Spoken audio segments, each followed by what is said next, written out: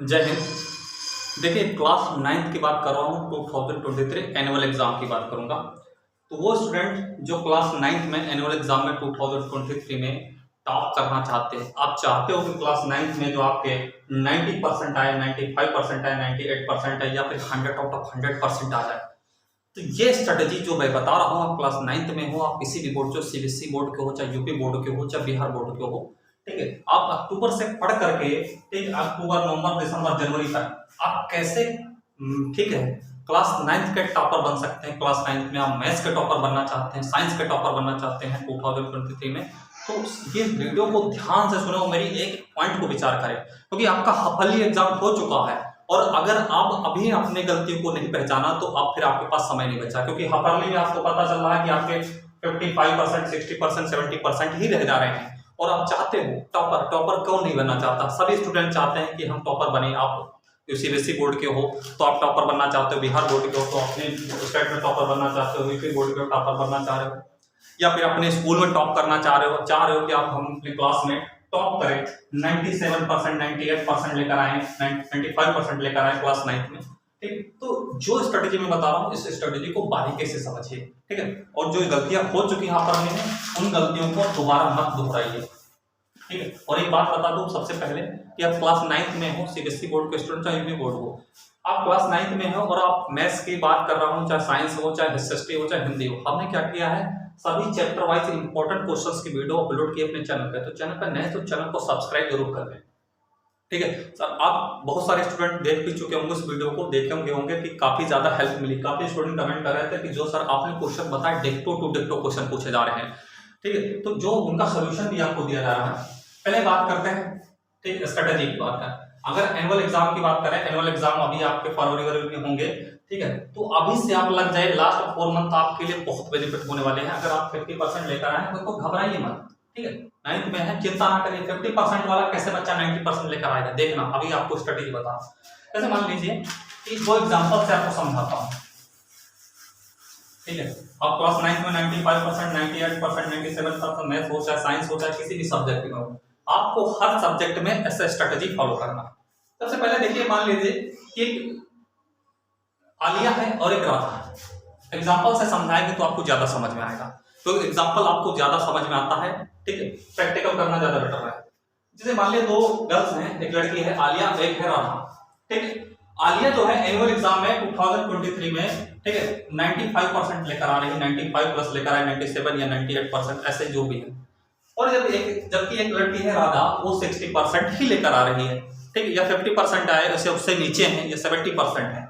तो क्या दोनों की स्ट्रेटेजी में क्या डिफरेंट था कि ये 95 प्लस लेकर आ रही है, ये 60% ही रह जा रही है, इस बात को समझिए, ठीक है। अब राधा ने आलिया से पूछा, भाई क्या पूछा कि तूने कैसे इसको पढ़ा, तेरे 95 प्लस आ रहे हैं और जबकि हमारे 60% ही आ रहे हैं। तो उसने बताया मैंने एनसीईआरटी लगाया।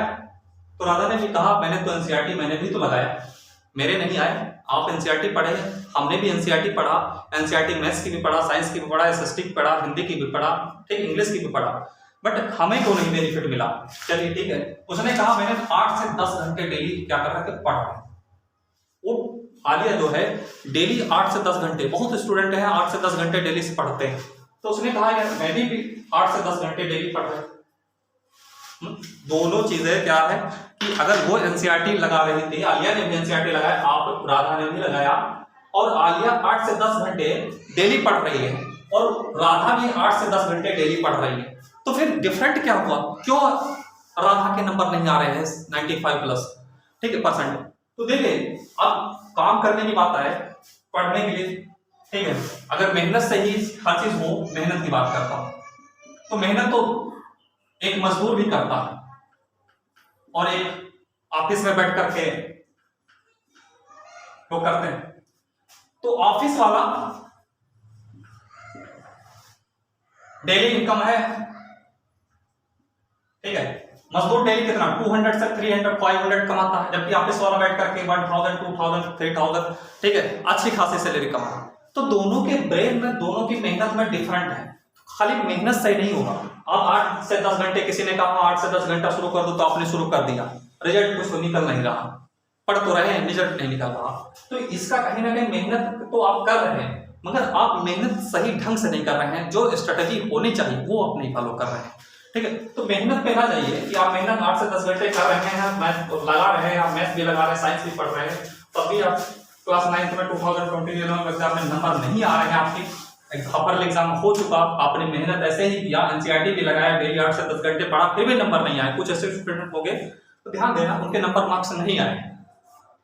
तो अब उसने कहा कि मतलब राज ने कहा कि हमें कोचिंग भी करते थे, ठीक है, कोचिंग कुछ लोग स्टूडेंट कोचिंग करते हैं, कुछ ट्यूशन भी करते हैं।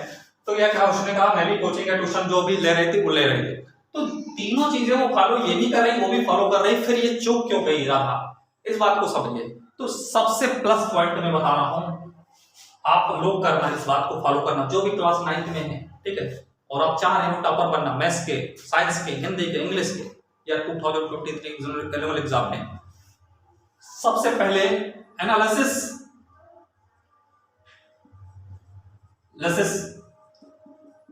हाफरली एग्जाम,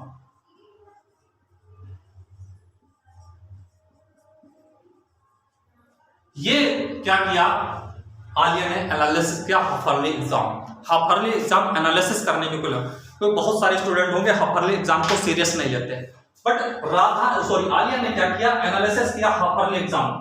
हाफरली एग्जाम को उसने एनालिसिस किया। एनालिसिस का मतलब ये कह रहा हूं कि आप अपना पेपर उठाइए, पेपर उठाकर देखिए आपकी गलतियां कहां हुई। आप पढ़ के एनसीईआरटी देखे 8 से 10 घंटा पढ़ रहे थे, डेली कोचिंग ट्यूशन भी कर रहे थे, फिर भी आपके नंबर नहीं आए, तो उसने एनालिसिस किया हाफरली एग्जाम का पेपर, ठीक। जब उसने हाफरली एग्जाम एनालिसिस किया तो उसको पता चला कि ये जो चीज कर रहे थे, ठीक है कर रहे थे, मगर उससे बेनिफिट नहीं हुआ। तो उसने अपने स्ट्रेटजी में परिवर्तन किया। परिवर्तन क्या किया उसने, क्या किया,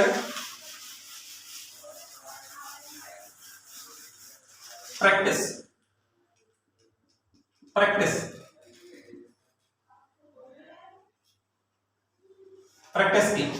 प्रैक्टिस आपको बहुत मोस्ट इंपॉर्टेंट आपकी। अगर आप प्रैक्टिस नहीं कर रहे हो, आप पढ़ रहे हो, आप से 10 घंटे ऐसे खाली किताबें उठा लिए पढ़ते चले जा रहे हो, तो कोई मतलब नहीं है। चैप्टर को आप पहले, सबसे पहले क्या करिए, चाहे जो भी हो, चाहे मैथ्स हो, चाहे साइंस हो, चाहे हिंदी हो, चाहे इंग्लिश हो, ठीक है, एनसीईआरटी का सबसे पहले चैप्टर को आप पढ़ें।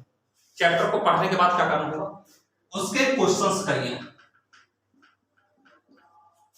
क्वेश्चंस करिए, और क्वेश्चन जब करोगे तो आपको पता चल जाता है इंपॉर्टेंट क्वेश्चन कौन सा है। उस क्वेश्चन को क्या करिए, टिक कर लीजिए। नोट्स तो बनाते ही बनाते हैं, उस पर आप टिक कर लीजिए, क्योंकि बार बार आपको एनालिसिस का पूरा चैप्टर डिटेल में पढ़ने का समय नहीं मिलेगा। तो आप जो इंपॉर्टेंट क्वेश्चन है, इंपॉर्टेंट पॉइंट है, उनको नोट डाउन कर लीजिए। दोबारा जब रिवीजन करें तो खाली उन्हीं पॉइंटों को पढ़े जो इंपॉर्टेंट हैं। आप पूरा डिटेल में फिर चैप्टर पढ़ने बैठ गए एकदम से, तो वो आपके लिए फिर घातक हो जाएगा।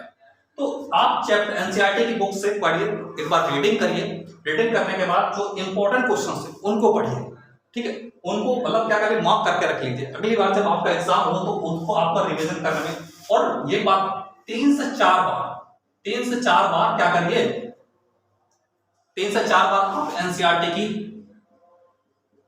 प्रैक्टिस करिए, 3 से 4 बार एनसीईआरटी की प्रैक्टिस कीजिए। जब 3 से 4 बार प्रैक्टिस करेंगे तब जाकर के आप 95 प्लस 98% लेकर आ पाए। ये नहीं एक बार तो आपने लगा लिया, 1-2 बार लगा लिया, 1-2 बार से कॉन्सेप्ट क्लियर नहीं होता। पता चला आप यहाँ तो पढ़ा, पेपर पहुंचते पहुंचते वो गायब हो जाता है। बहुत सारे क्वेश्चंस होते हैं यहाँ तो याद है, आधे जैसे रास्ते में पहुंचते हैं, धीरे धीरे रास्ते में आधा गया, उसके बाद आधा गया, फिर लास्ट में एग्जाम तक स्वाहा हो गया। तो ये बात आपको जब ज्यादा से ज्यादा प्रैक्टिस करेंगे, ज्यादा से ज्यादा रिविजन कीजिए। रिविजन भी एक बार, रिवीजन का तरीका मैं आपको बता रहा हूं कैसे आपको रिवीजन करना है, तब जाकर के आप अक्टूबर से पढ़ करके लास्ट 4 मंथ में टॉपर बन पाएंगे 2020 एनुअल एग्जाम के लिए। रिवीजन का तरीका क्या करना है, रिवीजन में आप करिए क्या करें, जो भी चैप्टर आप पढ़ लीजिए उस चैप्टर को एटलीस्ट 1 वीक में एक बार रिवीजन जरूर करिए, चाहे वो मैथ्स का हो, चाहे साइंस का हो, चाहे हिंदी का हो, चाहे इंग्लिश। 1 वीक में रिवीजन जरूर करिए। 1 वीक में आप 2 चैप्टर पढ़िए, खाली 2 चैप्टर की बार बार रीडिंग करिए, फिर नेक्स्ट वीक में 3rd चैप्टर लीजिए, ठीक है। तो अगर 1 वीक में आप 2 चैप्टर का टारगेट रखेंगे तो आप बड़े आराम से कर सकते हैं। 2 चैप्टर बड़े 1 वीक में आप निपटा सकते हैं हर सब्जेक्ट के, ठीक है। और आप रूटीन बना लीजिए, मैं रूटीन बताता हूं, अगर इस रूटीन को फॉलो किए, ठीक है, और रिवीजन जो है भी जो की है, तो आप डेफिनेटली नंबर लेकर आएंगे। रिवीजन के लिए मैं बता रहा हूं कैसे आपको प्रैक्टिस करना है। अब 2 हार डेली, किसको दीजिए, मैथ्स को दीजिए, 2 घंटे डेली मैथ्स को दीजिए, 2 आवर आप साइंस को दे दीजिए, और 1 आवर आप किसको दीजिए, हिंदी को दीजिए, 1 आवर आप इंग्लिश को दीजिए, और 1 घंटा आपको किसको देना है, एसएसटी को देना है। ठीक है, ये टोटल आपका कितना है, 7 आवर है। अरे 7 घंटे अगर आप डेली पढ़ रहे हैं सही से, और 2 ही चैप्टर आप टारगेट करके चल रहे हैं कि एक वीक में 2 चैप्टर पढ़ेंगे, 2 का रिवीजन अच्छे से करेंगे, तो आप डेफिनेटली आप जो 90%, 95%, 98% क्लास 9th में एनुअल 2023 में लेकर आएंगे, डेफिनेटली लेकर आएंगे। ठीक है, तो जो भी अगर, हाँ और एक बात, अगर आप भी आपको कोई डाउट है, कोई प्रॉब्लम है, हमने इंपॉर्टेंट क्वेश्चंस अपलोड किए हैं और हाफरली एग्जाम में डिक्टो क्वेश्चन पूछे हुए हैं। ठीक है, हमारे चैनल से जो है मैथ्स में तो बिल्कुल बच्चे बता रहे थे सर जो क्वेश्चन बच्चे करवाए वही क्वेश्चन आए साइंस में। ठीक है, अगर कोई डाउट रह जा रहा है तो ये मेरी इंस्टाग्राम आईडी है मोहित कुमार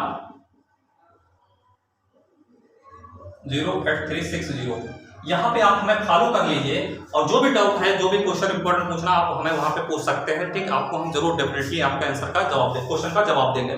जय हिंद, मिलते हैं नेक्स्ट वीडियो।